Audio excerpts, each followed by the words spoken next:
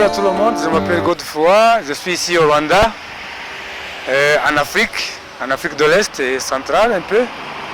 Et on est en train de faire le safari, en train d'aller dans le parc de la Kagera. Et on va voir plus, on va expliquer plus concernant de la Kagera. Et je travaille pour le Fine Safaris Africa, c'est l'agence de tourisme ici au Rwanda. On fait les tours au Rwanda, même en Afrique de l'Est. Et aujourd'hui c'est la Kagera, la seule savane au Rwanda. Et bientôt on va y arriver, on va vous montrer tout. Entre-temps, on a fait un arrêt. Normalement, on dit arrêt bis, mais pour le moment, c'est arrêt safari. On est arrêté quelque part, on appelle ça Imigongo. Imigongo, c'est art rwandais avec des décorations noir-blanc comme des zèbres. C'est ici, on va avoir du café et puis on va continuer. C'est ici là. Oui, c'est chaque fois qu'on s'arrête ici pour avoir un peu de café, après avoir fait une heure et demie de Kigali vers la Kagera.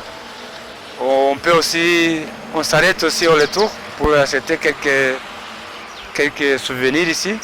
C'est un bon endroit, il y a beaucoup de choses, un bon service.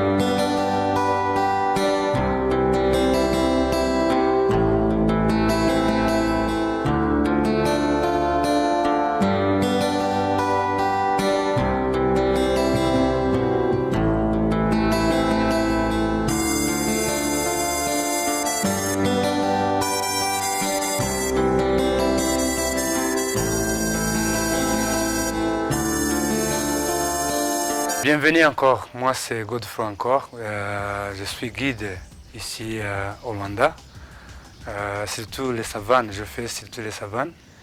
Je travaille pour le Fine Safaris Africa, c'est une agence touristique ici au Rwanda qui fait le tour du Rwanda dans tout le pays. Et puis en Afrique de l'Est, on peut faire l'Ouganda, Tanzanie et Kenya.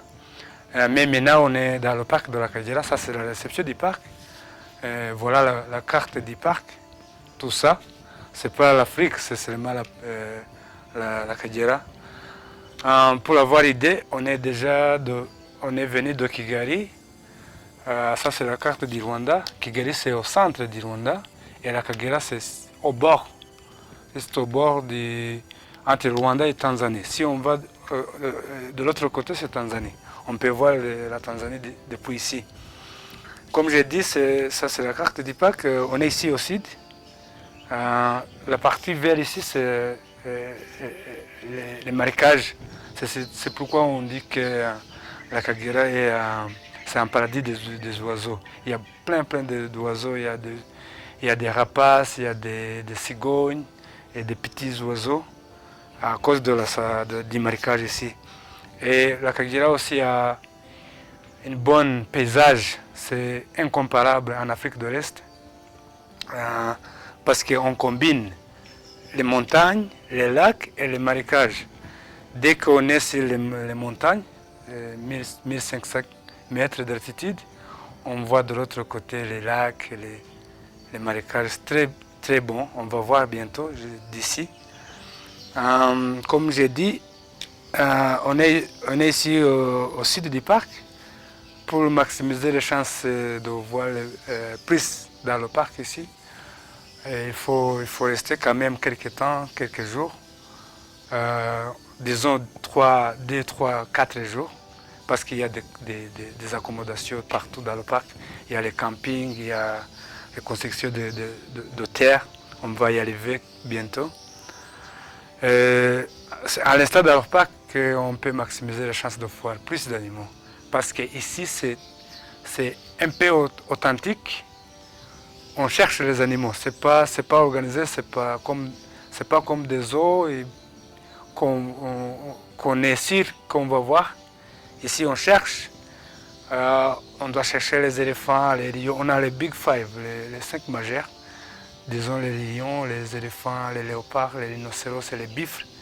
Et il faut le temps pour voir tout ça. Mais aussi on a d'autres animaux comme des girafes, on a des antilopes.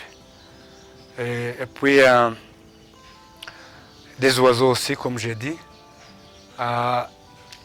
Concernant l'histoire du parc, on ne peut pas parler la Kagera sans parler de l'histoire du Rwanda.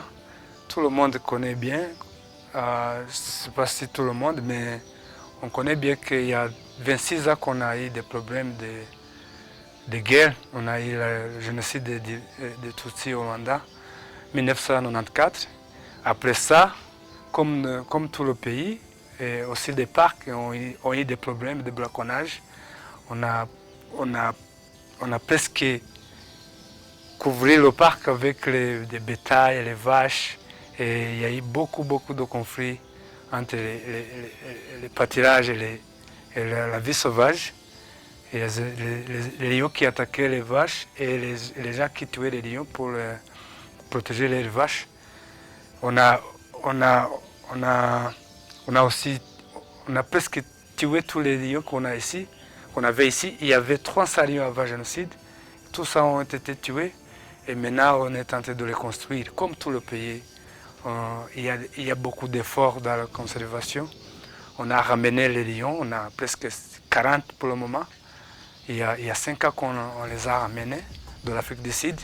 On a ramené aussi les rhinocéros, tout ça. On parle des Big Five, on a déjà des Big Five. C'est pourquoi la Kagera est parmi les attractions du Rwanda, avec les Big Five, avec les paysages, avec les oiseaux. Aujourd'hui, on va essayer de chercher quelques-uns. C'est pas facile, on n'a pas beaucoup de temps. On va passer une journée. On va voir ce qu'on peut voir. Et on va vous montrer les accommodations. On va arriver au site de camping où déjà ils peuvent amener les tentes, mettre les tentes.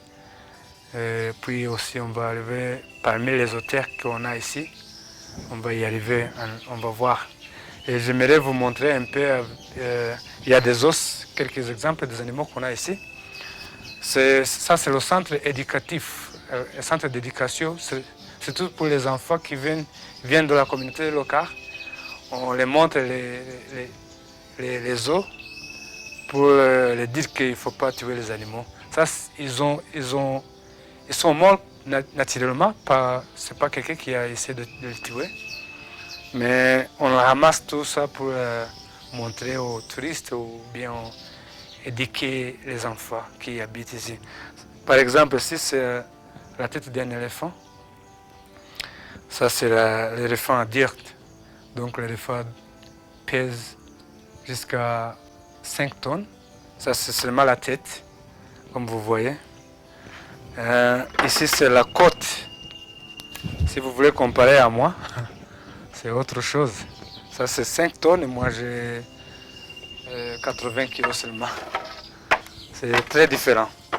On a aussi ça, c'est de l'éléphant aussi, les tibias et les fémiles.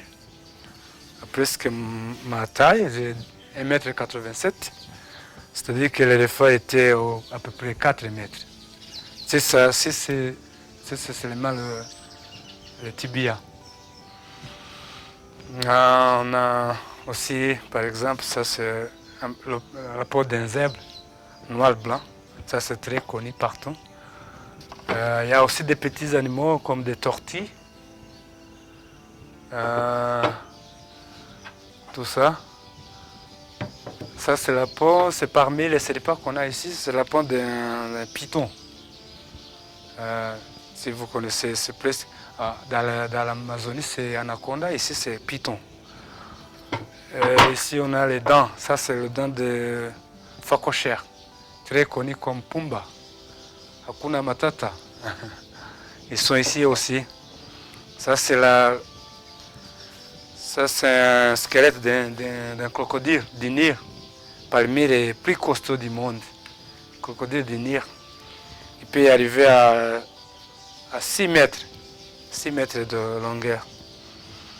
Et ici on a exemple des antilopes. Si on parle de l'antilope, ça c'est le nom de la famille. Il y a beaucoup d'espèces d'antilopes. Et ici dans le parc, chaque parc a différentes espèces d'antilopes. Ici on a 11 espèces. C'est parmi le plus grand nombre dans un même parc.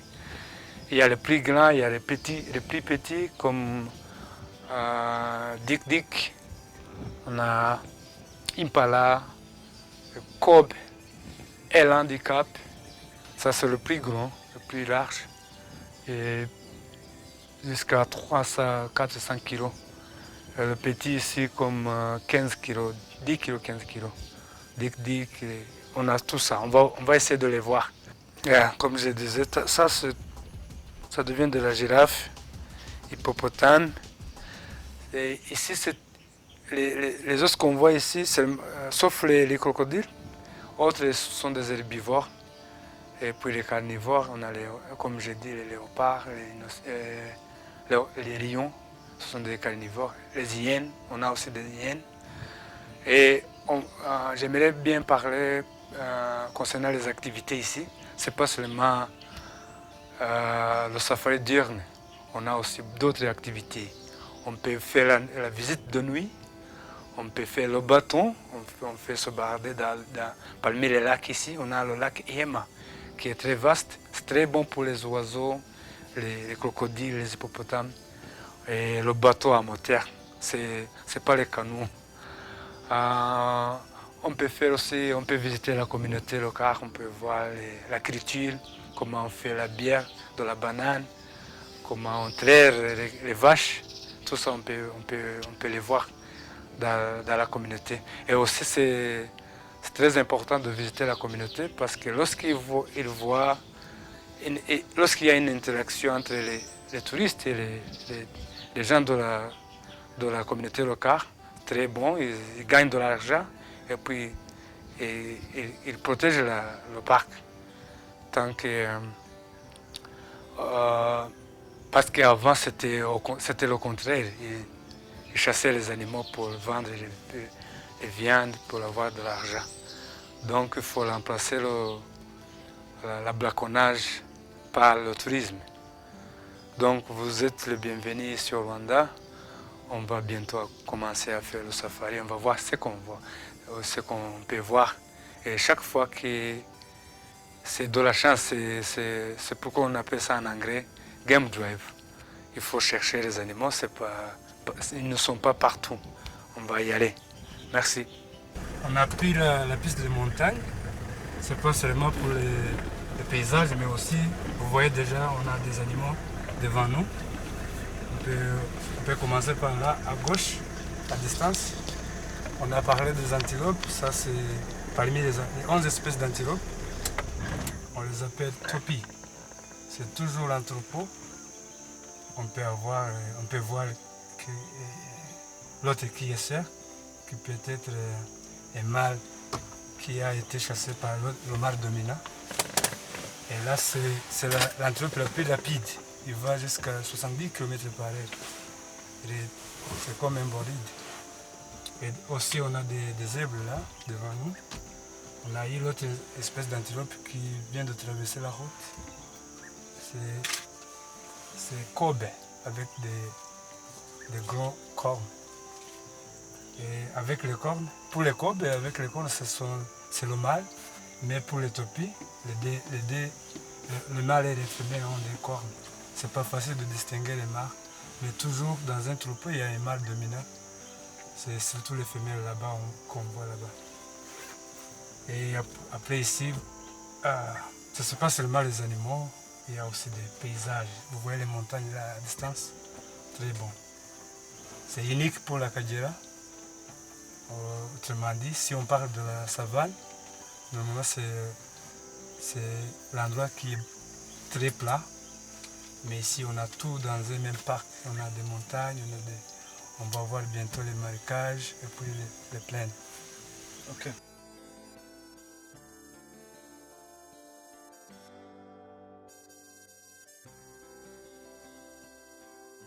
Pour avoir une bonne expérience dans le parc de la Kagera, il faut au moins 3-4 jours. Ça, c'est parmi les accommodations où quelqu'un peut camper ici. Tu peux amener les tentes ou louer les tentes jusqu'ici. Ça, c'est le site de camping. Il est clôturé avec les fils électriques, mais on a d'autres accommodations. Ce n'est pas seulement les campings. Il faut avoir la nuit en Afrique, les étoiles, la lune, le coucher du soleil, le lever du soleil, un bon paysage des lacs. C'est très bon d'avoir une nuit ici. C'est une bonne expérience. Merci.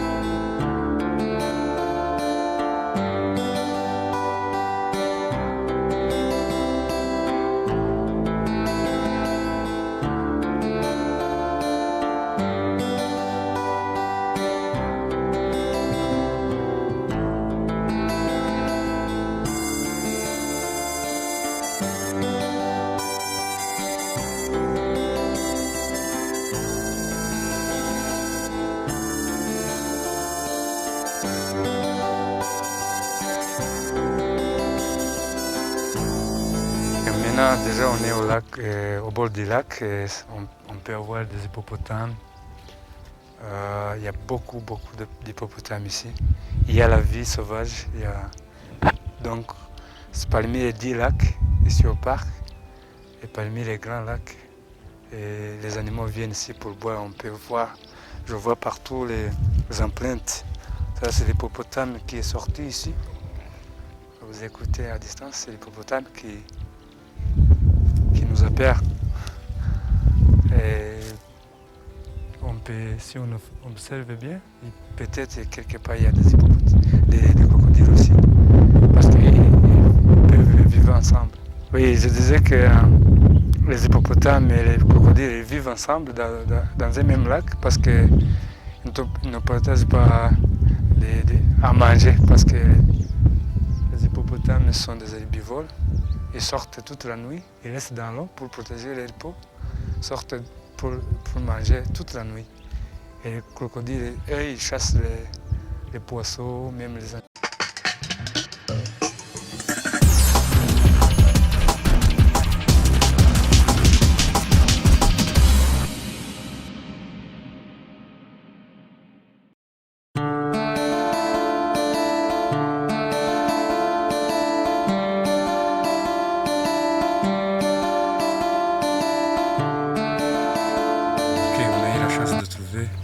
parmi les félins du parc.